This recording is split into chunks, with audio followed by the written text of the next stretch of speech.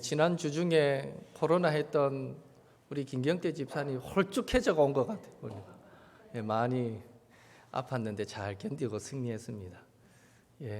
또 여러분 기도해 주셔서 우리 이동섭 집사님도 건강하게 회복되신 것 같고, 하여튼 우리 서로를 늘 자기 좌우편 돌아보시면서 평소에 늘 함께 하다가 한 번씩 안 보이면 아프신가 함께 걱정도 해주시고 연락도 해주시고 기도도 해주시고, 그렇게 우리 신앙생활 결코 외롭지 않게 서로 함께 행복하게 하는 신앙생활이 되었으면 좋겠습니다. 여러분 주영록 집사님 빨리 오도록 기도 많이 해주십시오. 아직 다리 힘이 조금 더 들어가야 됩니다. 이제 조금 더 회복함이 오실 것 같은데 기도 많이 해주시기 바랍니다. 오늘 본문에는 우리가 잘 아는 대로 엘리야 선지자와 바알과 아세라 선지자 간의 850대 1의 싸움이라는 명장면이 기록되어 있습니다. 엘리야 선지자가 활동하던 시대는 한마디로 불신앙의 시대다라고 말할 수 있습니다. 당시 이스라엘 왕은 아합 왕이었고 왕비는 이세벨이었습니다. 그녀는 열렬한 바알과 아세라 숭배자이자 후원자였습니다. 그래서 이세벨은 이스라엘의 여호와 신앙을 바알과 아세라 신앙으로 뒤집어 엎기 위해서 하나님의 선지자들을 닥치는 대로 잡아 죽였던 것입니다. 이런 때에 엘리야 선지자도 목숨의 위태로움을 느낍니다. 그래서 피신하게 되죠. 처음에는 요단강 동편에 있는 한 골짜기인 그릿 시냇가에 숨어서 아침 저녁으로 까마귀가 물어다 주는 떡과 고기를 먹습니다. 그러나 얼마 가지 못해서 이 가뭄으로 인해서 그 시냇가의 물이 말라버리죠. 그러자 엘리야는 이번에는 시돈에 속한 사르밧으로 피신하게 됩니다. 그런데 여러분, 엘리야의 고향이 어디인지 아십니까? 17장 1절에 엘리야를 길르앗에 우거하는 디셉 사람 엘리야라고 소개합니다. 엘리야의 고향은 길르앗 디셉입니다. 길르앗 디셉. 지도상에 이 길르앗 디셉은 요단강이 북에서 남으로 위에서 아래로 이래 흐르는데 요단강 동편입니다. 지도상 길르앗 디셉은 요단강 동편으로 이 처음에 피신했던 이 그릿 시냇가와 가까운 쪽입니다. 그리고 지금 피신해 있는 시돈에 속한 사르밧은 이스라엘 북쪽 경계선보다도 훨씬 더 위에 요단강 북서편 끝 지중해 인접한 지역이 시돈입니다. 그러니까 지금 엘리야는 이세벨의 핍박을 피해서 자신의 고향으로 도망하지 않고 고향과 완전히 반대쪽 서쪽 끝이라고 할 수 있는 그 시돈으로 멀리 도망갔던 것을 알 수 있습니다. 그런데 여러분, 엘리야는 왜 시돈으로 도망갔을까요? 물론 하나님께서 시돈 땅으로 가라 명령하셨기 때문이기도 합니다. 그러나 여러분, 시돈 땅이 어떤 땅인지 아십니까? 바로 열렬한 바알과 아세라 숭배자이자 그들의 후원자였던 이세벨의 고향이 시돈입니다. 시돈의 왕이 이세벨의 아버지입니다. 그러니까 지금 엘리야는 이세벨이라는 적을 피해 도망한다는 것이 적국 깊숙한 곳으로 들어간 것이나 마찬가지인 것입니다. 하나님께서 엘리야에게 시돈 땅으로 가라라고 말씀하셨을 때 인간적으로 엘리야의 마음은 어떠했을 것 같습니까? 하나님, 왜 하필이면 시돈입니까? 시돈은 이세벨의 고향이잖아요. 아마 이런 생각이 들지 않았겠습니까? 그러나 여러분, 시돈으로 도망하라는 하나님의 명령은 흔히 하는 말로 신의 한 수였습니다. 왜 그럴까요? 아합과 이세벨은 엘리야를 찾아 죽이기 위해 주변 인근 나라들을 쥐잡듯이 뒤집니다. 그러나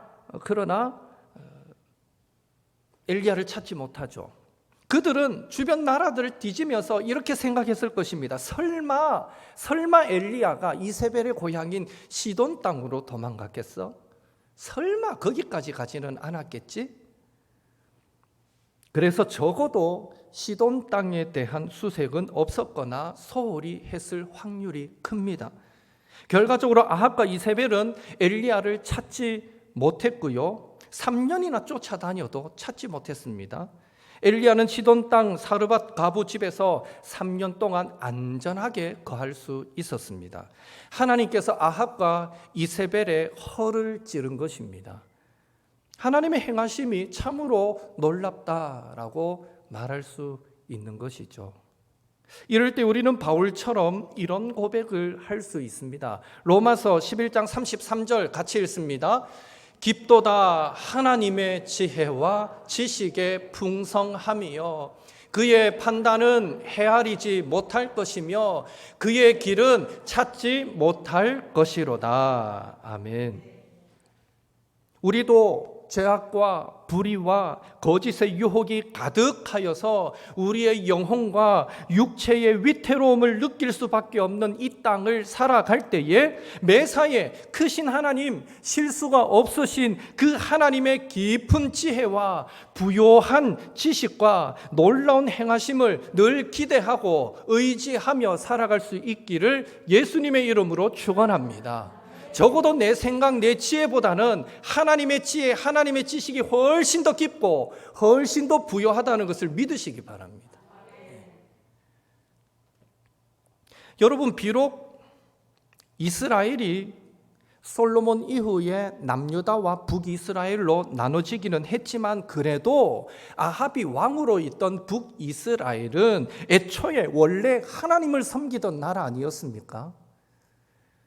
그런데 어쩌다가 이 아합 왕 시대에 영적으로 북이스라엘이 이런 영적인 불모지가 되어버렸을까요? 그것은 바로 북이스라엘의 초대 왕이었던 여로보암 때문입니다. 북이스라엘 사람들이 하나님께 예배하기 위해서 남유다에 속한 예루살렘 성전으로 갔다가 그들이 예배하던 중에 감동되고 은혜 받아서 다시 자신에게로 돌아오지 않을까 싶어서 이 여로보암이 북이스라엘의 왕이 되고는 이 유다와 경계선에 있는 가장 최남단 베델에다가 그리고 북쪽 최북단 경계선에 있는 단에다가 금송아지 형상을 만들어서 바로 이것이 우리를 인도해낸 하나님이다라고 말하면서 그 금송아지를 섬기게 만들었기 때문입니다. 그것이 타락의 기원이라고 보면 됩니다. 북이스라엘의 변질의 시작이죠. 그래서 성경을 보면 북이스라엘 왕들의 그 타락을 악함을 소개할 때마다 계속해서 여로보암의 길로 행하였다. 여로보암의 죄를 따라 행했다라고 평가하고 있는 것입니다. 모든 죄악된 행위의 시작이 여로보암이었습니다. 그렇게 후퇴하기 시작한 여호와의 신앙은 아합 왕 때의 최고조에 달하게 되었고요. 이제는 금송아지를 하나님이라고 섬기는 거의 우상 숭배에 가까운 신앙조차도 약해져 버려서 북이스라엘의 신앙은 완전히 이방 종교인 바알과 아세라 신앙으로 탈바꿈해버리고 말았던 것입니다. 여러분, 종교가 없는 사람, 그런 사람이 종교를 가지는 것도 쉬운 일이 아닙니다. 어렵죠. 전도하기가 쉽지 않잖아요. 요즘같이 종교에 무관심한 시대에 더더욱 종교를 갖게 만드는 것도 쉬운 일이 아닌데 종교가 있는 사람이 그 종교를 새로 바꾼다는 것은 훨씬 더 어렵다는 것을 여러분은 아실 것입니다. 그런 의미에서 도대체 바알과 아세라가 뭐라고 북이스라엘 사람들은 여호와 신앙을 등져버리고 바알과 아세라를 섬기게 되었던 것일까요? 성경을 읽다 보면 이스라엘 백성들이 어떤 곳에서는 바알과 아스다롯을 섬겼다라고 표현하고 또 다른 곳에서는 바알과 아세라를 섬겼다 이렇게 표현하고 있습니다. 사실 그 표현은 다르지만 같은 의미이죠. 바알은 비와 천둥을 주관하는 신이라고 믿었습니다. 비와 천둥을 주관하다 보니 자연스럽게 농사를 주관하는 신이라고 사람들은 숭배했습니다. 그리고 아세라 혹은 아세라의 딸이라고 여겨지는 아스다롯은 땅의 신입니다. 바알이 비를 내리면 그 비를 땅의 신인 아스다롯이 잘 받아서, 아세라가 잘 받아서 농작물이 잘 되게 만들어서 풍요를 가져오게 하기에 자연스럽게 아세라, 아스다롯은 풍요와 다산의 신으로 숭배받았습니다. 그래서 바알과 아세라 혹은 바알과 아스다롯 이렇게 남신과 여신으로 항상 짝을 이루어서 우상 숭배의 대상이 되었던 것입니다. 특히 아세라 숭배 의식은 신전에서 신전 창기들과 성관계로 이루어졌습니다. 그게 아세라를 섬기는 방법이었습니다. 예배하는 방법, 혼잡한 성관계가 이루어졌기에 성적 유혹에 약한 사람들에게는 이 아세라 숭배는 치명적인 유혹으로 다가왔을 것입니다. 그러니까 여호와 신앙을 가지고 있던 이스라엘 백성은 세월이 흐르면서 눈에 보이지 않는 하나님, 엄격한 율법 규정으로서 희생을 강요하고 삶을 제약하는 것 같은 그런 하나님보다는 눈에 보이게 멋지게 조각해 놓은 바알과 아세라, 비와 농사와 다산과 풍요를 주관한다고 그런 믿음을 줄 뿐 아니라 성적 쾌락까지 주는 이 바알과 아세라에 열광하게 되었던 것입니다. 세월이 흐르면서 자연스럽게 그렇게 흘러갈 수밖에 없었던 것이죠. 또한 아합 시대에 이스라엘 백성이 신앙적으로 얼마나 후퇴하고 있었는가를 보여주는 특별한 사건이 하나 소개되고 있는데 그것이 바로 히엘이라는 사람이 여리고성을 재건한 사건입니다. 열왕기상 16장 34절 같이 읽겠습니다. 그 시대에 베델 사람이 히엘이 여리고를 건축하였는데 그가 그 터를 쌓을 때에 맏아들 아비람을 잃었고 그 성문을 세울 때에 막내 아들 스굽을 잃었으니 여호와께서 눈의 아들 여호수아를 통하여 하신 말씀과 같이 되었더라. 여러분, 여리고성이 언제 무너졌습니까? 여호수아가 이스라엘 백성들이 이끌고 요단강을 건너가서 처음으로 정복한 성이 여리고성입니다.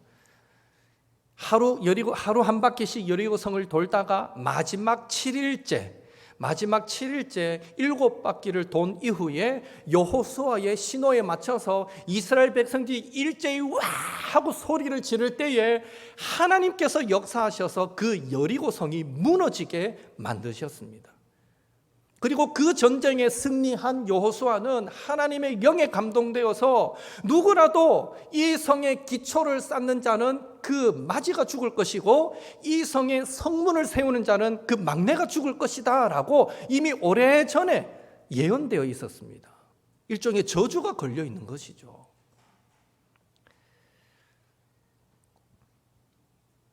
그리고 여호와 신앙이 오랫동안 유지될 때에는 감히 어떤 누구도 여리고성을 재건할 마음을 먹지 않았습니다. 하나님께서 저주하겠다고 하셨으니 감히 누가 여리고성을 재건할 마음을 먹었겠습니까? 그러나 아합 시대에 와서 드디어 이 히엘이라는 사람이 여리고성을 재건하게 됩니다. 이것은 무엇을 말해주는가 하면 아합 시대의 이스라엘 백성들은 여호수아를 통해 주신 하나님의 그 말씀을, 그 저주를 아랑곳하지 않고 자기 생각에 옳은 대로 행할 만큼 그들의 여호와 신앙이 후퇴해져 있다라는 것을 말해주고 있는 것입니다. 아합 시대는 하나님의 말씀에 대한 경외함마저도 잃어버린 시대였습니다. 이렇게 신앙의 후퇴가 최고조로 달한 아합 시대에 하나님은 3년 동안 비와 이슬이 내리지 않는 가뭄의 심판을 이스라엘에 내리게 됩니다. 여러분, 실제로 3년 동안 비도 이슬도 내리지 않으면 사람이 살 수 있을까요? 혹시 여러분 연세 드신 우리 성도님들 지금껏 살아오는 동안 3년 동안 비도 이슬도 없는 거 경험해 보셨습니까? 아마 한 번도 경험 못 해보셨을 거예요. 그렇게 비가 안 오고 사막지대라는 아프리카에도요 1년에 한두 번은 와요, 비가. 선교사님 얘기 들어보니 그 비 올 때는 막 난리가 아니래요. 온 동네 사람이 나와가 비 맞고 막 춤을 추고 너무 행복하니까 그때 한번 씻고 온 그릇 다 꺼내가 비 받아가 그걸로 물 먹고, 예. 그런 메마른 광야에도 어쩌다 1년에 한두 번씩은 비가 와요. 그런데 3년 동안 하나님이 이스라엘 땅에 비도 이슬도 내리지 않게 심판했습니다. 사람이 살 수 없죠. 웬만한 강과 계곡, 우물은 말라버릴 것입니다. 당연히 농사는 어림도 없을 것입니다. 따라서 먹을 것, 마실 것 모두 희귀하여서 구하기가 어렵고요. 따라서 당연히 사는 것 자체가 괴로울 것입니다. 또한 가뭄으로 꼴을 구하기 힘드니 짐승들도 기르기가 힘들 것입니다. 그런 의미에서 3년이라는 이 가뭄의 기간은요, 어쩌면 인간이 자기 힘으로 자기가 가진 것으로 견딜 수 있는 한계점이 아닐까, 이렇게 우리는 이해할 수 있습니다. 버티고 또 버티고 버틸 수 있는 최대의 한계점. 예. 얼마나 다급했으면 왕궁을 지키는 오바다와 함께 물 근원을 찾아서 짐승들에게 먹일 꼴을 얻기 위해서 아합 왕이 직접 찾아 나섰을까요? 그만큼 절박했다라는 것이죠. 그만큼 살기가 힘들었다라는 것입니다. 바로 그때 오늘 본문에 보면 엘리야 선지자와 아합 왕이 서로 맞닥뜨리게 됩니다. 3년 가뭄 끝에 엘리야를 만난 아합 왕의 첫말이 무엇이었습니까? 17절에 이스라엘을 괴롭게 하는 자여 너냐? 이스라엘을 괴롭게 하는 자여 너냐? 무슨 말입니까? 야, 엘리야, 너 때문에 지금 우리가 이 고생을 하고 있어. 너 때문에 지금 우리가 엄청 괴로움 당하고 있어. 이런 말 아닙니까? 여러분, 아합 말이 맞습니까? 틀렸습니까? 당연히 틀렸습니다. 3년 가뭄으로 인한 이스라엘의 고난과 그 괴로움의 원인은 엘리야가 아니라 여호와 신앙을 바알과 아세라 신앙으로 바꿔버린 아합과 이세벨이었습니다. 아합 자신이 이스라엘을 괴롭게 하는 자인데 그것도 모르고 여전히 엘리야가 이 고통의 원인이다라고 우기고 있는 것입니다. 3년 가뭄으로 하나님의 심판을 받았으면 이제는 정신 차릴 만도 한데, 하나님 내가 잘못했습니다 하고 이제는 정신 차릴 만도 한데, 여전히 아합은 자신의 죄를 깨닫지 못하고 있는 것입니다. 아합 왕의 이런 영적인 상태를 생각하면 지금 이스라엘 백성들의 영적인 상태도 그들이 당하는 고통이 여호와 신앙을 버리고 바알과 아세라 신앙을 선택한 것 때문이다라는 사실을 이스라엘 백성들조차도 깨닫지 못하고 있다라는 것을 우리는 전제할 수 있습니다. 어쩌면 이스라엘 백성들은 하나님께서 여호와 신앙을 회복하라고 주셨던 그 3년의 가뭄의 그 심판 때문에 더 간절히 비를 주관한다고 믿는 바알과 풍요를 주관한다고 믿는 그 아세라를 찾고 숭배하지는 않았을까? 하나님이 돌이키라고 주신 그 3년의 그 기간 동안 더 바알과 아세라를 찾고 숭배하지는 않았을까 생각해 보게 됩니다. 이것이 우리 인간의 연약함이고 이것이 우리 인간의 죄악됨입니다. 그런 의미에서요, 뭔가 내 삶에 어려움이 찾아오고 고통이 왔을 때 아이고 하나님 하고 돌아오는 사람은 정말 믿음 좋은 사람이에요. 웬만한 사람들은요, 고통이 와도 이게 자기의 죄 때문에 왔다라고 생각조차 못합니다. 여전히 더 큰 죄악으로 달려가죠. 상황이 이러하니 이대로는 안 되겠다라고 판단하신 하나님께서 직접 이제 내가 결판을 내야겠다 하시는 마음으로 엘리야에게 아합을 찾아서 만나라 말씀하십니다. 그렇게 엘리야 선지자는 아합을 만났고, 바알이 섬기는 이 아합 당신이, 바알을 섬기는 아합 당신이 이스라엘을 괴롭게 하고 있습니다라고 직언한 후에 아합에게 이세벨의 식탁에서 먹는, 이세벨의 후원을 받는 이 바알과 아세라 선지자들을 모두 갈멜산으로 나에게로 모으십시오. 그리고 우리가 여기서 누가 믿는 신이 참신인지 한번 가려봅시다 라고 제안하게 됩니다. 그 제안으로 바알과 아세라 선지자 850명이 갈멜산으로 나오게 되고요, 850대 1의 한판 승부가 벌어지게 되는 것이죠. 대결 방식은 간단합니다. 각각 두 진영에서 송아지를 잡아서 각을 뜨고 그것을 제단 위에 올려놓고 기도할 때에 하늘에서 불이 내려서 그 제단을 태우는 신이 참신이라는 것입니다. 제가 말씀을 준비하면서 왜 이 제안을 바알과 아세라 선지자들이 받아들였을까라는 생각을 해봤어요. 어쩌면 속으로 니나 내나 불러봐야 하늘에서 불이 떨어지겠나, 이 마음에 나오지 않았을까. 정말 바알과 아세라 제사장이 하늘에서 자기들이 기도하면 불이 떨어진다고 생각했을까라는 생각도 해봅니다. 그냥 쇼하는 거죠. 만나서 어차피 불 떨어지는 건 불가능한 일이고 네가 해도 안 되고 내가 해도 안 되니까 시간만 때우다가 저놈 죽이자, 이런 생각에 그 제안을 받아들였던 것은 아닐까, 이런 생각도 해봅니다. 여하튼 대결 방식은 간단했어요. 어느 신이든지 기도할 때 불만 내려서 재물만 태우면 그 신이 참신이라는 것입니다. 그렇다면 엘리야 선지자와 바알과 아세라 선지자의 이 싸움을 통해서 하나님이 오늘 우리에게 말씀하시고 싶은 것이 무엇일까요? 첫째로 머뭇머뭇거리는 신앙을 버려야 한다라는 것입니다. 21절 함께 읽겠습니다.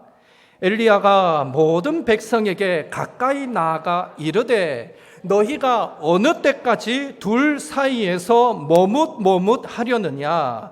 여호와가 만일 하나님이면 그를 따르고 바알이 만일 하나님이면 그를 따를지니라 하니 백성이 한 말 대답하지 아니하는지라.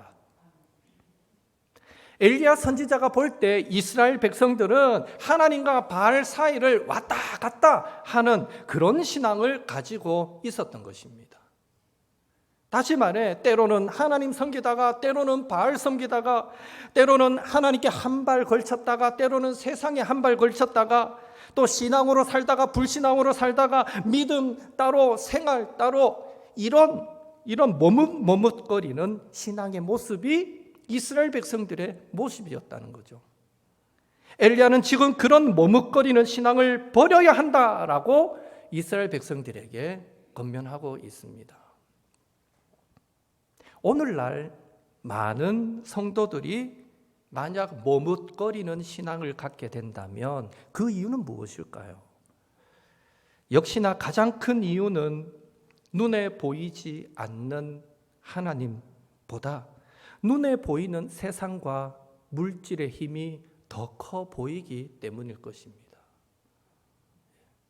만약 우리가 믿은 대로 안 살면 그 순간 바로 막 하늘에서 번개가 팍 엉덩이 한 대 팍 때리든지, 말씀대로 순종 안 하면 바로 그 순간에 뭐 걸려가 팍 자빠지든지, 예를 들어서 바로 막 하나님의 어떤 이런 일들이 나타나면 우리 가운데 누가 불순종하며 살겠어요? 진짜 납작 엎드러져서 매 순간 하나님 생각하며 살겠죠. 그러나 머뭇머뭇하게 되는 이유는 막연하다는 거예요. 하나님이 잘 보이지도 않고 느껴지지도 않고 내가 잘못한 데에서 당장에 딱 걸려 넘어지게 하는 것도 아니고, 그에 비해서 세상은 커 보이고 힘 있어 보이고, 그러니 머뭇머뭇하게 되는 것입니다. 또한 다윈 진화론의 발전으로 과학은 이성적이고 합리적이고 현실적이라면 이 신앙이라는 것은 비이성적이고 윤리적이고 비현실적이라는 이런 이분법적 사고에 쇠뇌당했기 때문입니다. 신앙은 삶으로 살아내는 지극히 현실적인 것인데도 신앙적인 사고와 말과 행동은 교회 나가서 해라 라고 세상 사람들이 선을 그어버리는데 그것에 우리 믿는 자들이 자꾸 주눅들어 있기 때문에 머뭇머뭇하는 것입니다. 가령 예를 들어서 공장에서 일을 하다가 회사에서 일을 하다가 일이 막히고 갑자기 어려움이 생기면 우리 기도합시다. 하나님께서 도우실 것입니다. 라고 말할 수 있어야 돼요. 믿는 자들은. 그런데 그래 말하면 야 기도한다고 그냥 그거는 교회 나가서 하고 이게 세상의 사고예요. 일은 일이야. 일은 과학이야. 일은 통계야. 그래 일하는 거지 뭐 기도한다고 되겠어. 이게 세상의 사고거든요. 우리 믿는 사람들조차도 그런 생각에 너무 이젠 지배당하고 있지 않는가. 갈수록 기독교 신앙을 일종의 신화와 같은 것으로 이해하면서 야 요즘도 교회 나가는 사람 있니? 우리는 아직까지 그렇지 않지만 한 번씩 헐리우드 영화 같은데 이런데 보면 이 사람들이 의도적으로 아주 이 기독교를 말살하는 정책을 문화를 통해서 보여주고 있는데 슥 지나가는 대사 중에 하나가 야 아직도 교회 다니는 사람이니 이런 표현들이 한 번씩 나와요. 야 아직도 예수 믿는 사람 있니? 이런 표현들. 아마 미국에서는 가능한 표현일 것 같아요. 자꾸 교회들이 비어지고 있고 현실적이고 그것이. 우리에게는 아직까지는 좀 낯선 표현이지만 이제는 서구 사회에서는 너무 당연한 그런 표현들. 아직도 예수 믿는 사람 있니? 어쩌면 우리나라도 그 말이 너무 이제는 이래 와닿게 느껴진 시대가 얼마 있지 않아 오지 않을까 이런 생각도 해보는데요. 그런 태도로 바라보는 세상 사람들의 그 시선이 부담스럽기 때문에 머뭇머뭇하게 되는 것입니다. 그러나 생각해 보면 엘리야 시대 때도 여호와 신앙은 믿지 않는 자들에게 보잘것없고 비현실적이고 신화처럼 여겨지기는 마찬가지였습니다. 사실 여호와 신앙을 가진 엘리야는 이 세상 권력을 가진 아합과 이세벨을 피해서 도망 다녀야 했습니다. 누가 보더라도 여호와 신앙은 별것 아닌 것처럼 보여졌을 것입니다. 세상이 더 힘있죠. 또한 눈에 보이지 않는 하나님 사랑, 이웃 사랑을 위한 엄격한 규율과 희생을 강조하는 하나님, 순례자의 삶을 강조하며 다분히 내세적인 하나님의 복을 강조하는 여호와 신앙은 이 현실 세계의 물질적 축복을 강조하는 다른 우상과 비교할 때에 너무너무 비현실적으로 여겨졌을 것입니다.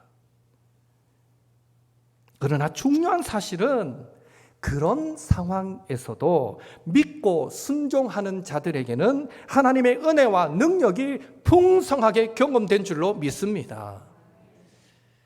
앞서 언급했듯이 이세벨을 피해서 이세벨의 고향인 시돈 땅으로 도망하라는 그 하나님의 음성은 엘리야에게는 너무나 비현실적이었지만 순종했을 때 하나님은 바로 그곳에서 엘리야가 3년 동안 어느 곳에서보다도 더 안전하게 거할 수 있도록 역사해 주셨습니다. 마지막 남은 그 가루로 떡을 만들어서 자기와 자기 아들이 먹고 죽어야지 하는 그것을 떡을 만들어 나에게 주면 하나님께서 이 가뭄이 끝나는 날까지 그 통의 가루가 없어지지 않고 병의 기름이 없어지지 않게 해주겠다고 말씀하셨어 라고 말하는 그 엘리야의 말을 들은 사르밧가부 얼마나 황당합니까? 그러나 뜬구름 잡는 소리 같았지만 순종했을 때 하나님의 역사는 일어났습니다. 그런 의미에서 오늘날 우리 성도가 머뭇거리는 신앙, 하나님과 세상 사이를 왔다 갔다 하는 그 신앙에서 과감히 떠나 온전히 하나님만 믿고 의지하며 따를 때 하나님은 우리로 당신의 크신 능력과 은혜를 경험하게 만드실 줄로 믿습니다. 그렇다면 우리의 신앙, 머뭇거리는 신앙이 되지 않기 위해 어떻게 해야 합니까? 고린도후서 4장 2절 같이 읽겠습니다. 이에 숨은 부끄러움의 일을 버리고 속임으로 행하지 아니하며 하나님의 말씀을 혼잡하게 하지 아니하고 오직 진리를 나타내므로 하나님 앞에서 각 사람의 양심에 대하여 스스로 추천하노라. 내 생활 가운데 남들이 알지 못하는 숨은 부끄러움의 일들이 있다면 더 이상 머뭇거리지 말고 과감하게 버려야 합니다. 속임으로 행하던 것들이 있다면 머뭇거리지 말고 과감하게 버려야 합니다. 이랬다 저랬다 함으로 세상 앞에서 하나님의 말씀을 혼잡하게 아무것도 아닌 것처럼 그렇게 만드는 삶을 과감하게 버려야 합니다. 하나님 신앙이 오직 진리라는 것을 삶의 열매로 우리는 나타내며 살아야 하는 것입니다. 혹 오늘 저와 여러분에게 하나님과 세상 사이에서 머뭇거리고 있는 그런 신앙의 모습이 조금이라도 있다면 바로 그 모습이 우리 자신과 우리 가정과 교회와 일터와 이 땅을 괴롭게 만든다라는 사실을 기억하시고 이 시간 과감히 결단하여 머뭇거리던 신앙을 버리시고 우리에게 주어진 하루하루를 하나님 절대 신앙으로 무장하여서 온전히 하나님만 믿고 의지하며 살아가시는 옥토의 모든 성도님들 되시기를 예수님의 이름으로 축원합니다. 둘째로 이 무너진 제단을 다시 쌓아야 합니다. 하나님의 불이 임하기 전에 엘리야가 가장 먼저 한 일은 무너진 제단을 쌓는 일이었습니다.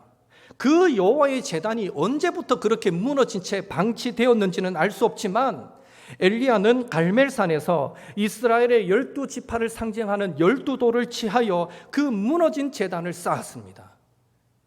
엘리야의 이런 행동은 바알과 아세라 신앙으로 인해서 한동안 멈추었던 하나님을 향한 예배를 회복한다라는 영적인 의미를 담고 있습니다. 사랑하는 성도 여러분, 오늘 우리 가운데는 무너진 제단이 없습니까? 세상 사는 게 바빠서 세상 일에 분주하여서 예배의 제단, 말씀과 찬송과 기도의 그 자리가 거미줄 쳐 있고 무너져 있지는 않습니까? 하나님과 진정한 교통이 없이 살아간다면 우리 그리스도인만큼 불쌍하고 불행한 사람이 어디 있을까요? 하나님의 손길도 하나님의 인도하심도 느끼지 못하고 혼자 살아가는 그리스도인, 이 얼마나 불쌍한 그리스도인입니까? 그렇다면 우리는 어디에서 하나님의 음성을 듣고 어디에서 하나님의 인도하심을 느낄 수 있습니까? 바로 예배의 자리입니다.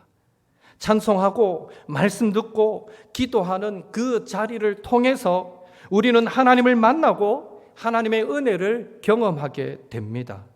이 은혜가 우리의 것이 되기 위해 매일의 삶 속에서 예배의 제단, 말씀과 찬송과 기도의 제단을 회복하시고 쌓아가시는 우리 옥토의 성도님들 되시기를 예수님의 이름으로 축원합니다. 마지막으로 믿음의 입술을 열어야 합니다. 바알과 아세라 선지자들이 아침부터 점심까지 바알의 이름을 막 부르며 온갖 생쇼를 해도 불러서 응답이 내리지 않았습니다. 그러자 이 점심 이후부터는 이 바알과 아세라 선지자들이 칼과 창으로 자신의 몸을 막 상해합니다. 막 긋습니다. 몸에 피가 절절절 흐르면 자기 몸에 칼로 긋고 피를 흘리면 그러면 신이 응답하겠지 하는 마음에 막 자기 몸을 자해하면서 그렇게 저녁 때까지 바알 아세라 선지자들이 미친 듯이 바알을 불렀지만 여전히 불의 응답은 없었습니다. 저녁까지 기다렸던 엘리야가 야 이제 됐다 그만해라 이제 내가 하자. 이제 엘리야 차례가 되었습니다. 저녁 소재 드릴 쯤에 엘리야는 무너진 제단 수축하고 그 위에 나무를 쌓고 그 위에 각을 뜬 짐승을 올려놓고 심지어 물 큰 항아리 4통의 물을 담아서 그 그 제단 위에다가 물을 붓습니다. 어떤 요행도 바라지 않는다는 거죠. 어쩌다 실수로 뭐가 불꽃이 팍 튀어가 붙을 수도 있는데 물을 4통이나 부었으니 이거는 뭐 어떤 요행도 바라지 않는다는 겁니다. 이건 100% 만약에 이 제단에 불이 붙는다면 이건 100% 하나님의 강력한 능력 아니고는 안 된다. 이 전제를 딱 만들어 놓고 엘리야는 하나님 앞에 기도합니다. 하나님을 부릅니다. 36절 37절 같이 읽습니다. 저녁 소재 드릴 때에 이르러 엘리야가 나아가 말하되 아브라함과 이삭과 이스라엘의 하나님 여호와여, 주께서 이스라엘 중에서 하나님이신 것과 내가 주의 종인 것과 내가 주의 말씀대로 이 모든 일을 행하는 것을 오늘 알게 하옵소서. 여호와여, 내게 응답하옵소서. 내게 응답하옵소서. 이 백성에게 주 여호와는 하나님이신 것과 주는 그들의 마음을 돌이키심을 알게 하옵소서 하매. 엘리야는 믿음으로 크게 3가지를 고백합니다. 첫째, 하나님은 아브라함과 이삭과 이스라엘의 하나님, 즉 지금도 살아서 역사하시는 하나님이십니다. 둘째, 하나님만이 이스라엘 중에서 하나님이십니다. 즉 하나님만이 이스라엘이 섬길 참신이십니다. 셋째, 하나님은 응답하시는 하나님이십니다. 불로 응답하셔서 온 이스라엘 백성들의 마음을 돌이키시고 영광을 받아 주옵소서. 850대 1의 싸움, 결코 엘리야에게 주어진 환경 상황은 좋지 않았지만 그 순간에도 엘리야는 믿음의 입술을 열어서 하나님만이 이스라엘을 구원하실 수 있는 참신이십니다. 하나님만이, 오직 구원이 하나님께만 있습니다 라는 이 믿음의 선포를 했으며, 하나님은 그 믿음의 선포에 놀랍게도 불러서 응답해 주셨던 것입니다. 오늘 우리의 삶에도 우리의 어깨를 짓누르는 환경이 있지 않습니까? 우리로 절망케 만드는 상황이 우리에게 있지는 않습니까? 시편 18편 28절 같이 읽습니다. 주께서 나의 등불을 켜심이여, 여호와 내 하나님이여 내 흑암을 밝히시리이다. 아멘. 여호와 내 하나님이 내 흑암을 밝히시리이다.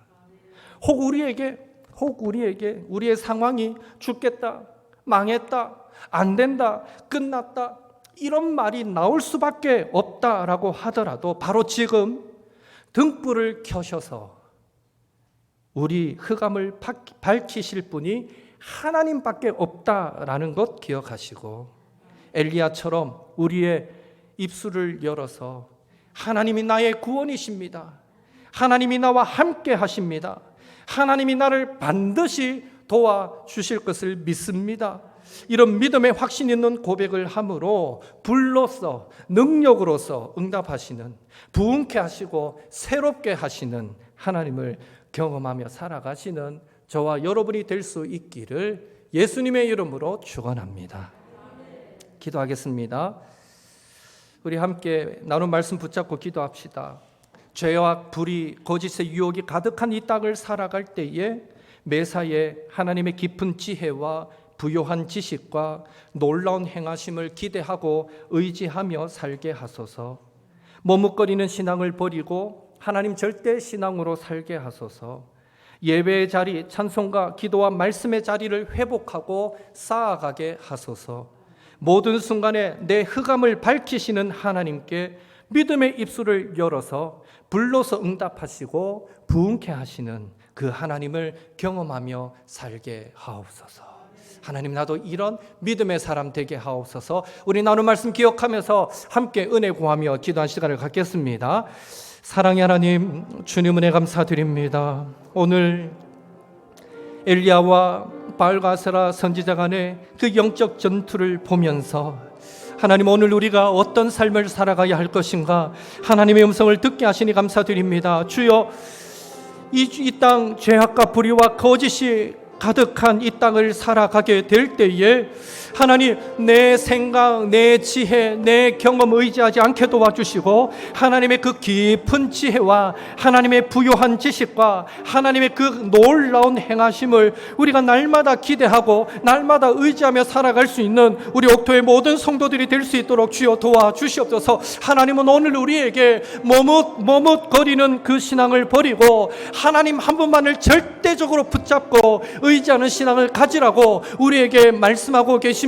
주여, 나도 모르게 세상에 한 발, 하나님께 한 발 걸치고 살아가고 있는 모습이 있지는 않습니까? 하나님, 이 시간 우리의 모습을 돌아봅니다. 그리고 주여, 기대하고 사모합니다. 하나님, 우리가 전적으로 우리의 시선을 하나님께로 고정시키고 우리의 시선을 주님께로 고정시키게 하여 주시고 주님만 바라보며 주님만 믿고 의지하며 이 땅을 살아갈 수 있는 주의 백성들이 되게 도와주시옵소서. 특별히 예배의 자리를, 아버지 말씀의 자리를, 기도의 자리를 회복하게 도와주시고 쌓아가는 저희들이 되게 도와주시며, 그러할 때에 모든 순간에 내 흑암을 밝히시는 하나님의 그 은혜의 도우심, 불러서 응답하시고 아버지 불러서 응답하시고 그리고 우리를 부흥케 하시고 우리를 새롭게 하실 그 하나님의 은혜를 날마다 경험하며 살아가는 우리 옥토의 모든 성도들이 되도록 주여 도와주시고 역사하여 주시옵소서. 하나님, 정말 이 땅은 우리로 하여금 때때로 절망케 만들기도 하고 낙심케 만들기도 하고 무너지게 만들기도 하지만, 그러나 주여, 우리가 주님을 바라보며 나아가게 될 때에 그 모든 순간에서도 우리는 반드시 이기고 승리하게 될 줄로 믿습니다.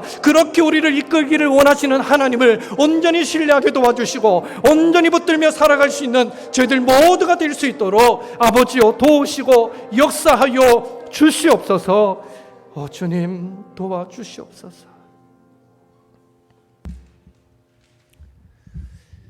하나님, 기대합니다.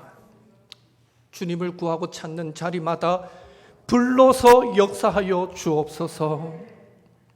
하나님을 향한 뜨거웠던 믿음이 어느 순간 나도 모르게 식어져 있지는 않습니까? 다시 회복시켜 주옵소서. 예배 자리를 회복하고 말씀의 자리를 회복하고 기도의 자리를 회복하여 주옵소서. 머뭇하던 신앙 과감히 끊어버리고 우리의 시선을 주님께 고정시키며 온전히 하나님 바라보고 주님만 붙들며 살아가는 저희들 되게 도와주옵소서.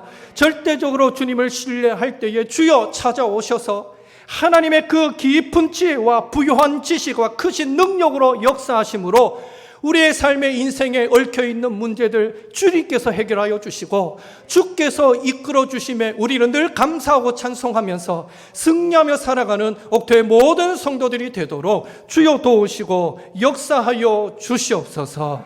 믿고 의지하오며 예수님의 이름으로 기도하옵나이다. 아멘.